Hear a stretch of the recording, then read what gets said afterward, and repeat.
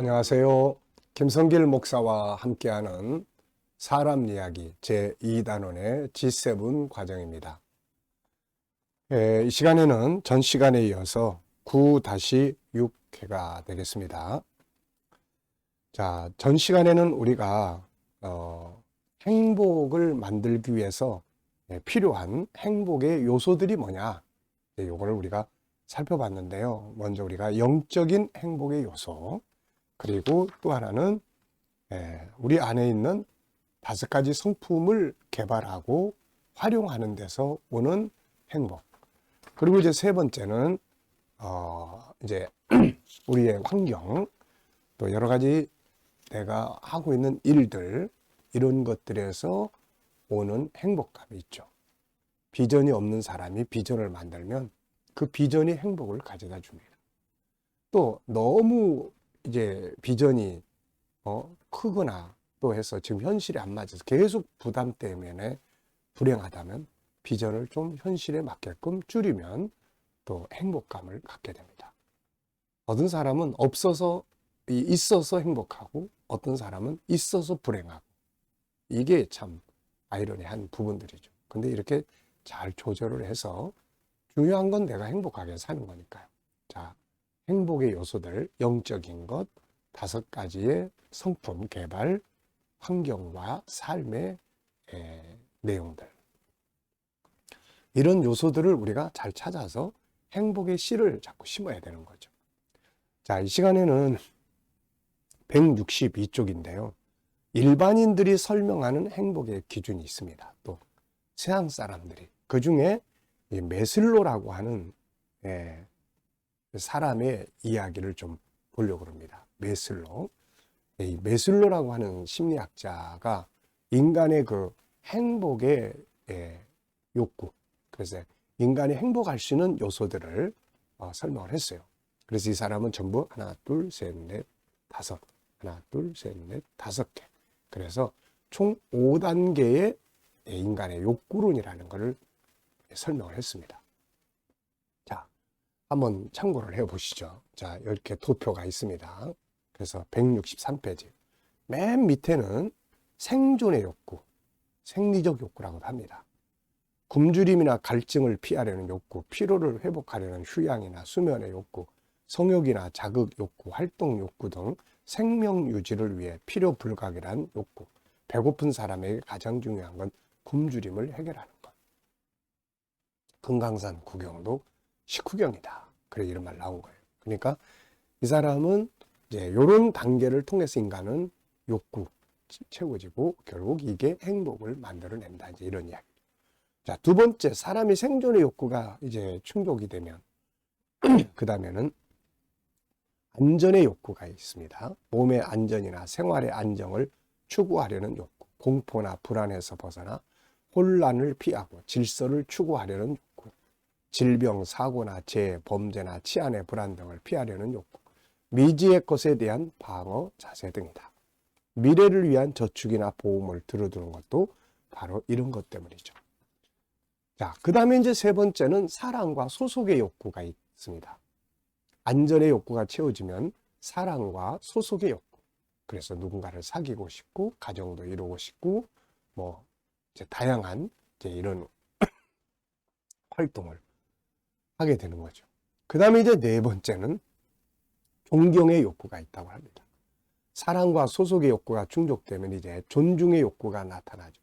존중의 욕구란 타인으로부터 인정받고 높이 평가받고 존중받고 싶다는 욕구입니다. 명성, 평판, 사회적 지위 등 타인으로부터 존경받기를 원하는 욕구와 강함, 달성, 성숙, 자존심 등 자긍심을 갖고 싶은 욕구죠.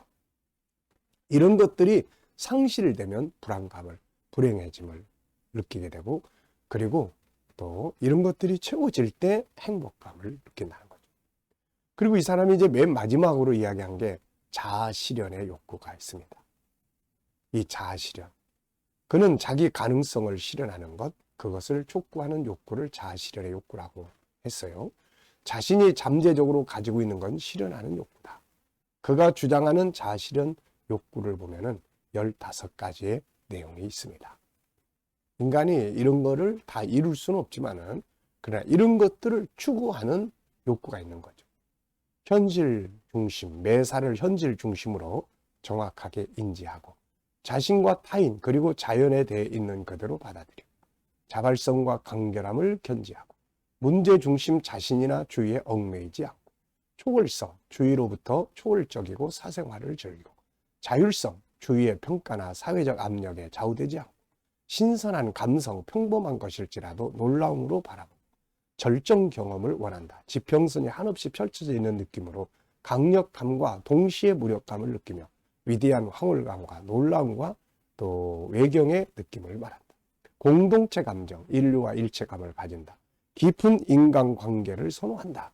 민주적 성격 구조를 가진다. 사회 계급이나 교육 정도, 정치적 이념, 인종 등에 관계없이 자신에게 걸맞는 성격의 사람들과 섞일 수 있는 마음가짐. 윤리감각, 수단과 목적을 구별할 줄 안다. 악의 없는 유머 감각이 있다. 창의적이다. 문화에 편입되는 것에 저항한다. 무슨 말인지 잘 이해 안 되는 부분들도 있지만, 여기서 핵심은 인간은 자기를 실현하고 싶어 한다. 그런 이야기죠. 지금 이 매슬로의 욕구론을 잘 이해할 수 있는 내용이 하나 있다면 예를 하나 들어보겠습니다. 그게 뭐냐면은, 그림을 그리는 사람이 있습니다. 미술가가. 굉장히 가난한 사람. 근데 이 사람이 처음에 이제 그림을 그립니다. 이때 그림은 목적이 뭘까요? 먹고 살기 위해서요. 그러다 보니까 자기 실현을 위한 그림보다는 사람들이 좋아하는 그림을 그립니다. 그래야 잘 팔리니까. 그래 이제 어느 정도 돈도 벌고 먹고 사는 문제가 해결이 됩니다. 그러면 이제 그 다음에 이제 무슨 그림을 그리고 싶어 할까요? 이제 그 다음에 그림은 사람들이 존경해 줄 수 있는 그림을 그리고 싶어 합니다. 나도 인정받고 싶다. 그래서 지금까지 그리던 패턴을 다 내려놓고 사람들이 존경할 수 있는 그림을 쫙 그려서 교수도 되고, 그래가지고 사람들이 교수님 그러면서 막 인정해줘요. 그 다음에 어떤 그림을 그리고 싶어 할까요?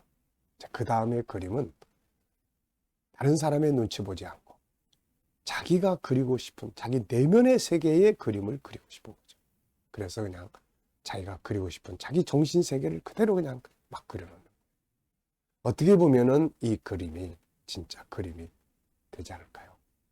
바로 매슬로의 5가지 욕구로는 이와 같습니다. 처음에는 사람이 우선 먹고 살아야 행복하고, 그 다음엔 보호받고 안전해야 되고, 그러다 보니까 사랑도 하고 싶고 어떤 단체에 소속이 돼서 또 이제 그 다음에 존경받고 싶고, 그리고 맨 마지막에는 그냥 나는 나처럼 살고 싶어 라고 하는 것이 만들어지는 거죠. 이런 것들이 인간의 행복을 만들어준다. 이분은 이렇게 이야기를 한 것입니다. 자, 또 여기에 보면은 이제 로셀과 코언이라는 사람이 행복을 위한 방법들을 제시한 게 있는데요. 첫째, 가족과 친구 그리고 자신에게 시간을 쏟아라. 둘째, 흥미와 취미를 추구하라. 셋째, 밀접한 대인관계를 맺어라. 넷째, 새로운 사람 만나고 기존의 틀에서 벗어나라. 다섯째, 현재에 몰두하고 과거나 미래에 집착하지 마라. 여섯째, 운동하고 휴식하라. 일곱째, 항상 최선을 다해 가능한 목표를 가져라. 어쨌든 이런 사람들이 다 이렇게 우리에게 권고하는 것은 행복의 요소들을 만들어라 하는 겁니다. 그러나 이렇게 여러 가지 인간적인 행복의 요소들도 많이 있지만, 우리가 정말 꼭 기억하고 추구해야 될 행복의 요소는 3가지예요. 첫째는 하나님과의 관계입니다. 영적 관계. 두 번째는 자기 개발이에요. 매슬로 이야기도 결국 자기처럼 살으라는 거거든요. 내 안에 있는 것 5-14 개발하는 게 행복의 중요한 방법이에요. 세 번째는 주변 환경과의 관계를 잘 갖고 열매를 맺어가는 거죠. 이런 것들이 바로 행복을 만드는 중요한 요소들입니다. 중요한 것은 행복의 기준은 자기가 만든다는 거예요. 나는 오늘 이 정도만 있어도 나는 감사해. 나는 성령 충만하니까 다른 거 없어도 난 감사해. 이런 거죠. 그래서 정말 아름답게 행복은 자기가 만드는 거예요. 예수님은 피스 메이커라는 말씀을 했어요. 우리는 해피 메이커. 내가 만드는 겁니다. 오늘도 행복을 만드는 하루 되시기 바랍니다. 이 시간 말씀 여기서 마치겠습니다. 감사합니다.